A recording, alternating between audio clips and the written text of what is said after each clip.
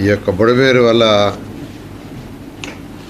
ఈ విజయవాడ నగరంలో 32 డివిజన్లు పక్కన కొన్ని విలేజెస్ యాక్చువల్గా నీటిలో మెర్జ్ కావటం, ఎంతోమంది ప్రజలు సఫర్ అయ్యారు. అయినప్పటికీ అమరావతి క్యాపిటల్ సిటీ 2017 చదరపు కిలోమీటర్లు ఎటువంటి ఇబ్బంది రాలా. అయితే గతంలో వైఎస్ఆర్సీ ప్రభుత్వం ఇదంతా మునిగిపోతుంది, ఇక్కడ రాజధాని కట్టడానికి లేదు, ఈ రాజధానికి పనికిరాదని ప్రచారం చేశారు. వరల్డ్ బ్యాంక్ కూడా యాక్చువల్గా వాళ్ళు నెగిటివ్గా ఇచ్చారు, ఇది పనికిరాదని. కానీ 11.43 లక్షల క్యూసెక్కుల వాటర్ వచ్చింది సార్. ఇది హైయెస్ట్ మనకు తెలిసి హైయెస్ట్ 11.43 లక్షల క్యూసెక్కులు వచ్చినా ఎటువంటి ఇబ్బంది లేకుండా. అయినప్పటికీ ఈ క్యాపిటల్ సిటీని నిర్మించేటప్పుడు ఈ నిర్మాణంలో లోపల 3 కెనాల్స్ యాక్చువల్గా డిజైన్ చేసాం.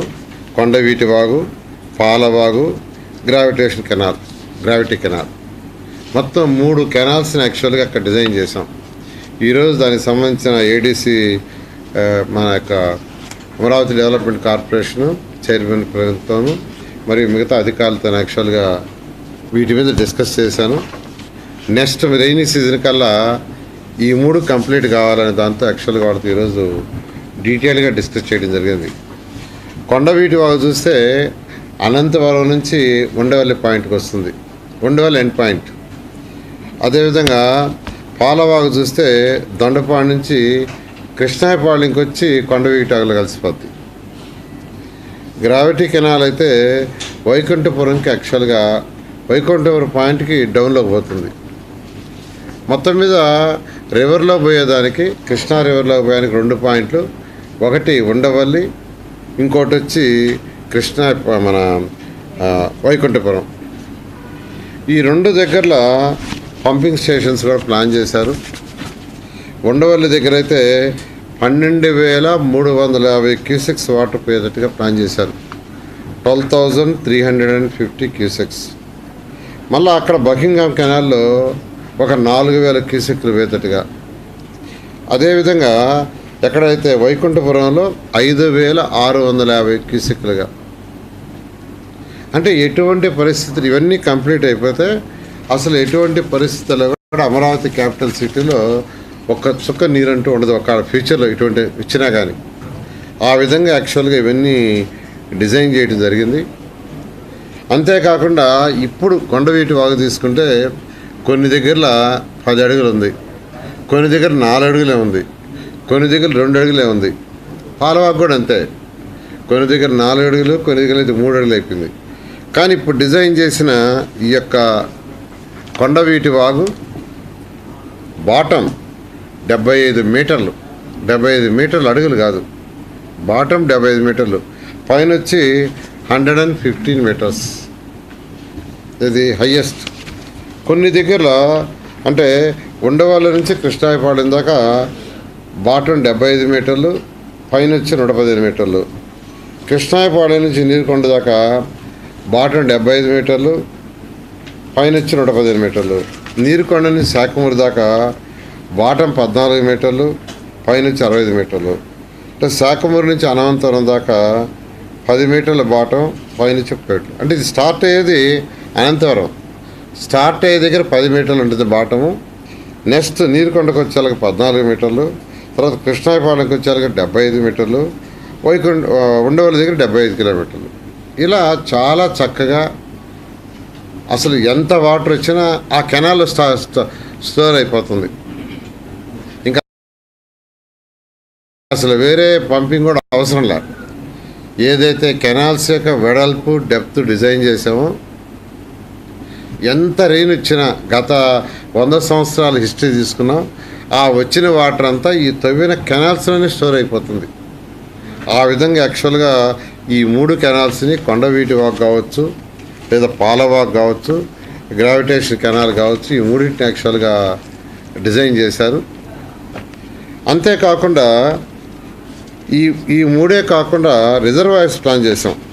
రిజర్వాయర్స్ ఒక 6 రిజర్వాయర్స్ యాక్చువల్గా ప్లాన్ చేయబడ్డది. ఈ 6 రిజర్వాయర్స్లో నీరుకొండ దగ్గర 0.4 టీఎంసీ వాటర్ స్టోరేజ్ ఒక రిజర్వాయరు, కృష్ణాయపాడెంలో 0.1 టీఎంస్ స్టోరేజ్ ఒక రిజర్వాయరు, శాఖమూరు దగ్గర 0.01 టీఎంసీ స్టోరేజ్ ఒక రిజర్వాయరు. అదేవిధంగా ల్యామ్ అవుట్ సైడ్ సిటీ ల్యామ్లో 0.3 టీఎంసీ, పెదపర్రి ఇది కూడా outside city 0.2 TMC, Vaikunthapuram దగ్గర 0.3 టీఎంసీ. వాటర్ స్టోరేజ్ 6 రిజర్వాయర్లు డిజైన్ చేయబడ్డది. అంటే ఎంత వర్షం వచ్చినా గత 100 సంవత్సరాల చరిత్ర తీసుకుంటే ఈ యొక్క కెనాల్స్లో ఎంత వర్షం వచ్చినా దాంట్లోనే స్టోర్ అవుతుంది, పంపింగ్ కూడా అవసరం లేదు. ఒకవేళ కెనాల్స్లో కంటే ఎక్కువ వస్తే రిజర్వాయర్లో స్టోరేజ్ ప్లాన్ చేస్తాం. అంతకంటే ఎక్కువ వస్తే అప్పుడు ఏదైతే ఈ పంపింగ్ పెట్టామో ఉండవల్లి దగ్గర కావచ్చు, వైకుంఠపురం దగ్గర కావచ్చు, దాని ద్వారా బకింగ్హామ్ కెనాల్తో పెట్టాం. కాబట్టి గత 5 సంవత్సరాల్లో ఏదైతే వైసీపీ నాయకులు ప్రచారం చేశారో ఆ ప్రచారాలు ఎవ్వరూ నమ్మని అవసరం లేదు. ఇప్పుడు వచ్చిన నీళ్లు అంటే ఫ్లడ్ వచ్చి బండ తెగిపోయి 3 దగ్గరల ఈ యొక్క విజయవాడకి ముంచెత్తిన అమరావతి రాజధానికి ఎటువంటి ఇబ్బంది లేదు. 11.43 లక్షల క్యూసెక్లు వచ్చినా ఎటువంటి ఇబ్బంది లేకుండా జరిగింది. కాబట్టి అమరావతి క్యాపిటల్ సిటీ అనేది చాలా సేఫ్. ఫ్యూచర్లో ఎవరు ఎన్ని చెప్పినా నమ్మొద్దని ప్రజలందరికీ తెలియజేస్తున్నాను. ఎందుకంటే ఈరోజు బుడమేరులో వచ్చింది కాబట్టి దీని మీద మళ్ళీ రివ్యూ చేసాం ఇంకా డీటెయిల్గా. ఈరోజు అధికారులతో డీటెయిల్ చేసేస్తే వాడు అసలు కెనాల్స్లో మనం నింపుకుంటే నీళ్ళు దట్ ఈజ్ ఎనఫ్. ఇప్పుడైతే 2 అడుగులు 3 అడుగులు 6 అడుగులు వెడల్పు ఉంది సార్. మనం 75 మీటర్లు బాటం పైన వచ్చేలకే బాటం 75 మీటర్లు, మళ్ళీ పైన వచ్చేలకే అది 115 మీటర్స్, 115 మీటర్ల పైన 115 మీటర్లు అడుగులు కాదు. ఇప్పుడు యాజ్గా 1 మీటర్ 2 మీటర్లు కొట్టలేదు కొన్ని దగ్గర. అందువల్ల సేఫ్ అని మీకు అందరికీ తెలియజేస్తున్నాను. ఇప్పుడు అదేవిధంగా కరకట్టని 4 లైన్గా అప్పుడు డిజైన్ చేయడం జరిగింది. మళ్ళా గత ప్రభుత్వం దాన్ని 2 లైన్స్ అని రచ్చ చేసి దాన్ని అటు ఇటుగానే చేశారు. ఏదైతే ఒరిజినల్ ప్లాన్ 4 లైన్ ఉందో ఆ 4 లైన్తో దాన్ని డిజైన్ చేయమన్నాం.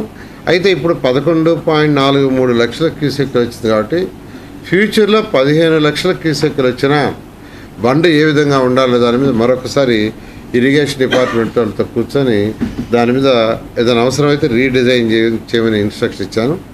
వాళ్ళు త్వరలో అంటే ఒక 4-5 రోజుల్లో కూర్చొని ఇరిగేషన్ వాళ్ళతో ఆ బండు కృష్ణా రివర్లో 15 లక్షల క్యూసెక్లు వచ్చినా ఎటువంటి ఇబ్బంది లేకుండా సేఫ్గా ఉండేటట్టుగా డిజైన్ చేస్తారు. ఇమీడియట్గా టెండర్లు పిలవడం జరుగుతుంది.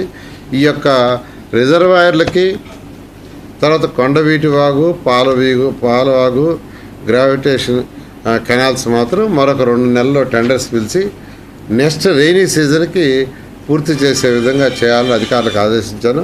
వాళ్ళు కూడా కంఫర్టబుల్గా చేస్తామన్నారు.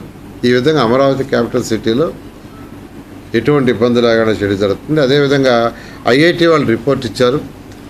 బిల్డింగ్స్ యొక్క సామర్థ్యం అంటే ఎలా ఉన్నాయి, లాస్ట్ 5 ఇయర్స్లో పనులు చేయనప్పుడు ఏదైనా డ్యామేజ్ అయిందని ఆ 3,600 ఇళ్ళు, అవి 3,600 ఇళ్ళు, 1-2 కాదు. అదేవిధంగా కొన్ని పూర్తయిపోయినాయి, కొన్ని వచ్చి 90%, కొన్ని 80% అలా ఉన్నాయి. వాటి మీద స్టడీ చేయమంటే స్టడీ చేసి క్లియర్గా ఇచ్చారు. ఎటువంటి ఇబ్బంది లేదు, 100% పర్ఫెక్ట్గా ఉన్నాయి. ఆ వర్క్ని క్యారీ ఆన్ చేయి వాళ్ళు ఇచ్చారు. ఆ వర్క్ కూడా టెండర్లు పిలిచే విధంగా ప్రక్రియ స్టార్ట్ చేయమన్నాను. దాన్ని బహుశా 1 మంత్లో టెండర్లు దానికి పిలిచే విధంగా ప్రక్రియ చేస్తున్నారు. ఒక 2 నెలలు 1 మంత్లో కాకపోయినా 2 నెలలు దానికి కూడా టెండర్లు పిలిచి ఆ వర్క్ను కూడా వీలైనంత తొందరగా కంప్లీట్ చేయడం జరుగుతుంది.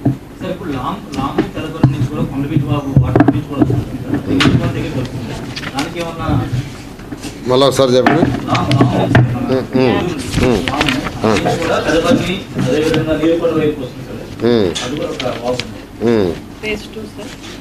అది ఫేజ్ 2లో అనుకున్నాం. దాన్ని ఫేజ్ 2లో టేకప్ చేస్తాం. ఇది ఫేజ్ 1 తీసుకొని దాన్ని ఫేజ్ 2లో ఇప్పుడు చెప్పారు మినిస్టర్ గారు. ఆ 2 కూడా ఉన్నాయి.